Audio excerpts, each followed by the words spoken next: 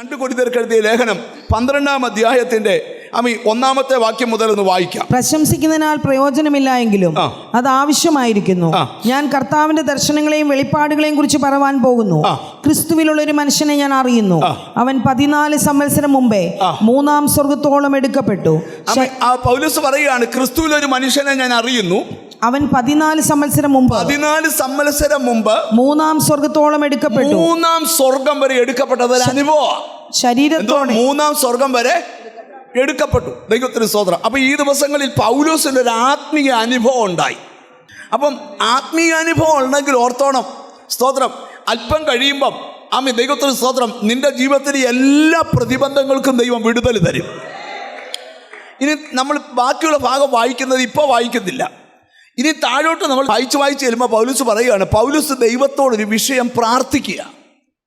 സ്തോത്രം. ഈ ബൈബിള് പറയുന്നൊരു കാര്യമുണ്ട്, സ്തോത്രം. ഈ പൗലോസ് 3 വട്ടം പ്രാർത്ഥിച്ചെന്നാണ് എഴുതിയേക്കുന്നത്. എന്തുവാ? 3 വട്ടം. ദൈവത്തിന് സ്തോത്രം. നിങ്ങൾ 12-ാം അധ്യായത്തിന്റെ 8-ാമത്തെ വാക്യം ഒന്ന് വായിച്ചേ. അതെന്നെ വിട്ടു നീങ്ങേണ്ടതിന് ഞാൻ 3 വട്ടം കർത്താവിനോട് അപേക്ഷിച്ചു. അത് എന്നെ വിട്ട് നീങ്ങേണ്ടതിന് ഞാൻ 3 വട്ടം കർത്താവിനോട് അപേക്ഷിച്ചു. 3 വട്ടം ഞാൻ പ്രാർത്ഥിച്ചു, അതെന്നെ വിട്ട് നീങ്ങേണ്ടതിന്.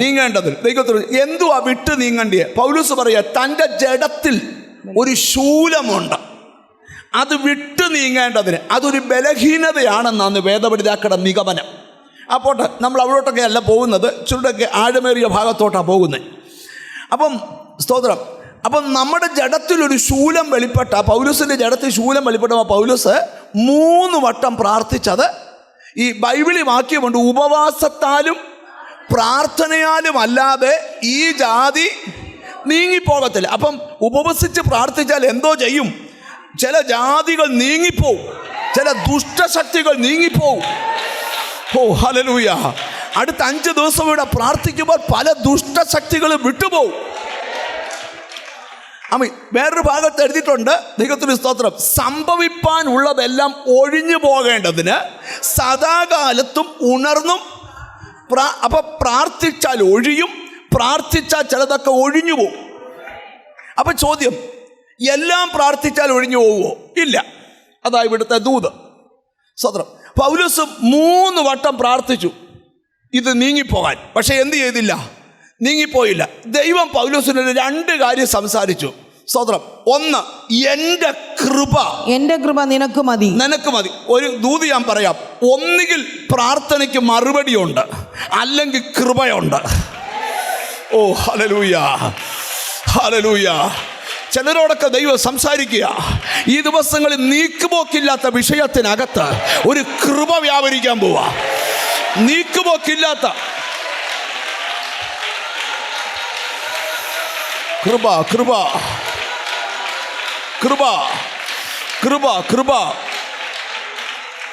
ഈ നിങ്ങളുടെ ഉള്ളിൽ, ഈ അനിപ്പാസ്റ്റർക്ക് മാത്രമല്ല, പരിശുദ്ധാത്മാവല്ല, നിങ്ങളുടെ ഉള്ളിലും ഉണ്ട്. ഇപ്പം നിങ്ങളുടെ ഉള്ളിൽ ചില നിയോഗങ്ങൾ കർത്താവ് തരും. എന്തിനാ? ചില കാര്യത്തിൽ കൃപ തോന്നണേ, ചില കാര്യത്തിൽ കൃപ. എന്നോട് ദൈവാത്മാവ് പറയാം, നിന്നെ ഇല്ലായ്മപ്പെടുത്താനായി ശൂലം വന്നത്, പക്ഷെ അത് നിന്നെ തൊടത്തില്ല, കാരണം കൃപ നിന്നെ മൂടുക. ഓ സ്തോത്രം. നിങ്ങൾക്ക് മനസ്സിലാകാനായിട്ട് പെട്ടെന്ന് പറയാം, എന്നെ ശ്രദ്ധിച്ചിരിക്കണം. പണ്ടൊക്കെ നിത്യം വരുന്ന ഒരു അസുഖമായിരുന്നു പല്ലുവേദന. ഇപ്പോഴും ഉണ്ട്. എന്തുവാ? ഇപ്പോഴും ഉണ്ട്. പണ്ടൊക്കെ പിള്ളേർക്ക് മുട്ടായി കൊടുക്കാൻ നേരത്ത് അപ്പനും അമ്മയും പറയും, ഉള്ള മുട്ടായി എല്ലാം കൂടെ തിന്ന് നിന്റെ പല്ല് ആക്കല്ല്. വേറൊരു ഇഴയുന്നൊരു സാധനത്തിൻ്റെ പേര് പറഞ്ഞാ പറയുന്നേ, നിന്റെ പല്ല് ആക്കല്ല്.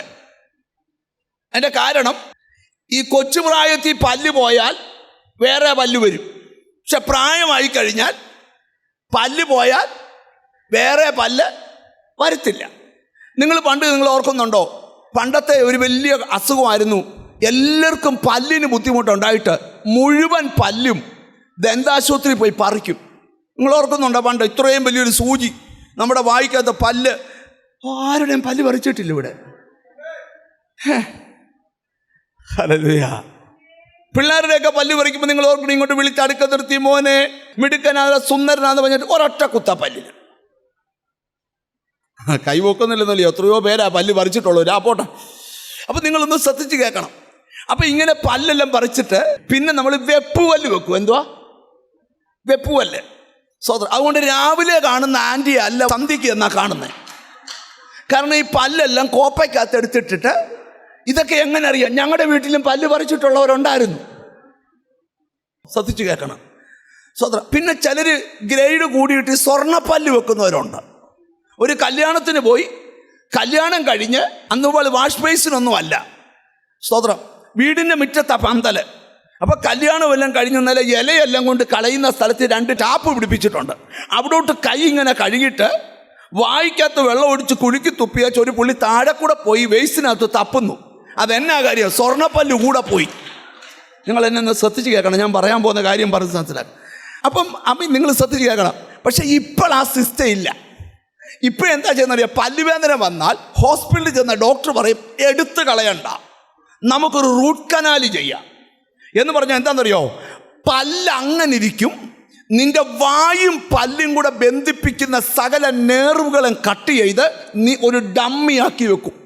എന്ന് പറഞ്ഞാൽ ആയുസ്സിൽ ഇത് പറിക്കേണ്ടി വരത്തില്ല, ചാകുന്നളം വരെ അങ്ങനെ ഇരിക്കും. പക്ഷെ വർക്കിംഗ് അല്ല. പൗലോസിനോട് പറയുക, നിന്റെ ശരീരത്തിനൊരു ശൂലം കിടപ്പുണ്ട്, ഞാനതിൻ്റെ നേർവുകളെല്ലാം കട്ട് ചെയ്ത് ഒരു ഡമ്മിയെ പോലെ ശരീരത്തിലിരിക്കും, എൻ്റെ കൃപ നിന്നെ നടത്തും. കൃപ കൃപ കൃപ കൃപ കൃപ കൃപ കൃപ. ഈ ഇനിയത്തേന് നിങ്ങൾ ആമീൻ പറയുമെന്ന് എനിക്കറിയത്തില്ല. സ്കാനിങ്ങിനകത്ത് പലതും തെളിയും. അവിടെ ഇങ്ങനെ ഇരിപ്പുണ്ട്, അവിടെ നിപ്പുണ്ട്. അപ്പം ചിലർ കണ്ടിട്ടില്ല, അവിടെ നിന്നിട്ടും അവർക്കൊരു കുഴപ്പമില്ല. എൻ്റെ കാരണം ഇത് അവരിൽ നടന്നിരിക്കുക. ചിലപ്പം മുഴ മാറിപ്പോയേക്കാം, ചിലപ്പം മുഴ അങ്ങനെ അവിടെ ഇരിക്കും, പക്ഷെ വർക്ക് ചെയ്യുകയല്ല. അതിന് ചുറ്റും കൃപ. ഇന്ന് ഇവിടുന്ന് പോകുന്നതിന് മുമ്പ് ഒന്നീ നിന്റെ രോഗം സൗഖ്യമാകും, അല്ല നിന്നെ കൃപ കൊണ്ട് അലങ്കരിക്കും.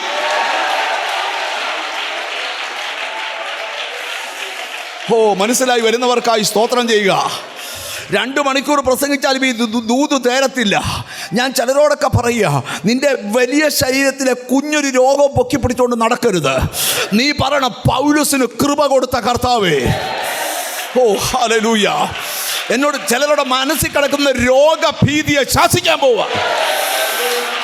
ഇത് നിന്റെ മേലെ കൃപ.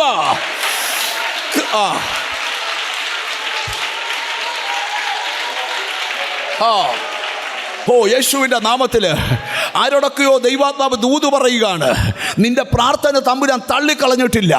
പക്ഷെ നീ പറഞ്ഞ പോലെ അല്ല വിടുതൽ നടക്കുന്നേ. നീ പറയുന്നത് ആ ശൂല ഇപ്പം എടുത്തു മാറ്റണം. യേശു പറഞ്ഞ മാറ്റത്തിൽ അത് അവിടെ ഇരിക്കും. നിർവീര്യമായ ബോംബ് അവിടെ ഇരിക്കും. ആഭിചാരം ചെയ്ത ആ ഇരുമ്പ് നിന്റെ വീട്ടിലിരിക്കും, പക്ഷെ തൊടുകയില്ല. കാരണം അതിൻ്റെ നേർവുകളല്ല, അതിൻ്റെ കണക്ഷൻസ് അല്ല.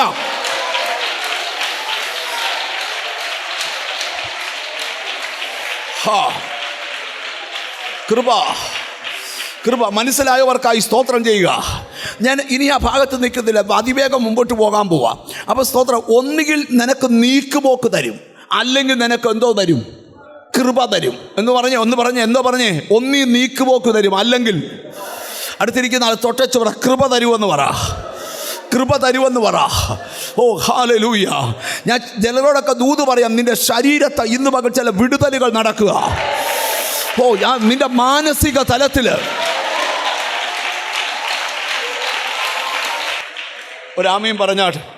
ഞാൻ ഒരു ആത്മീക കാഴ്ച കാണുക. ഈ ദിവസങ്ങളിൽ ചില കാര്യത്തിൽ ചിലരോടൊക്കെ ദൈവം കൃപ തോന്നാൻ പോവുക, കൃപ തോന്നാൻ പോവുക. ദൈവം കൃപ തോന്നിയാൽ എന്താ സംഭവിക്കുന്നതെന്ന് ബൈബിളിലുണ്ട്. ഒരു ഭാഗം തൊട്ടേച്ച് ഞാൻ സ്തോത്രം, പൗലോസിനോട് 2 പദമാണ് ദൈവം പറഞ്ഞത്. എൻ്റെ കൃപ നിനക്ക് മതി, എൻ്റെ ശക്തി നിനക്ക് മതി. 2 കാര്യം മതി നീ ജയിക്കാൻ. 1, എൻ്റെ കൃപ നിനക്ക് മതി. 2, എൻ്റെ ശക്തി നിനക്ക് മതി. ഞാനിവിടെ ഇരിക്കുന്ന ചിലരോട് പറയാം, ഒരു യോഗ്യതയും ഇല്ലാത്തടത്ത് ദൈവം നിന്നോട് കൃപ തോന്നാൻ പോവുക. ഒരു അർഹതയും ഇല്ലാത്തടത്ത്. യെസ്, കൃപ വ്യാപരിച്ചു തുടങ്ങട്ടെ. ചിലരെ മേഘം മൂടുന്നത് പോലെ, തേജസ് മൂടുന്നത് പോലെ, അഭിഷേകം മൂടുന്നത് പോലെ ചില വീടുകളെ കൃപ മൂടാൻ പോവുക. സമാഗമന കൂടാരത്തിന്റെ മുകളിൽ ഇറങ്ങി വെച്ച തേജസ് ഇത് ഈ ആരാധന നടന്നുകൊണ്ടിരിക്കുമ്പോൾ ഈ ആരാധന സ്ഥലത്തെ ഒരു മേഘം പോലെ മൂടുകയാണ്. നിന്നെ ഒതുക്കി ബന്ധിച്ചിടത്തു നിന്ന് ഒരു കൃപ നിന്നെ മൂടാൻ പോവുക.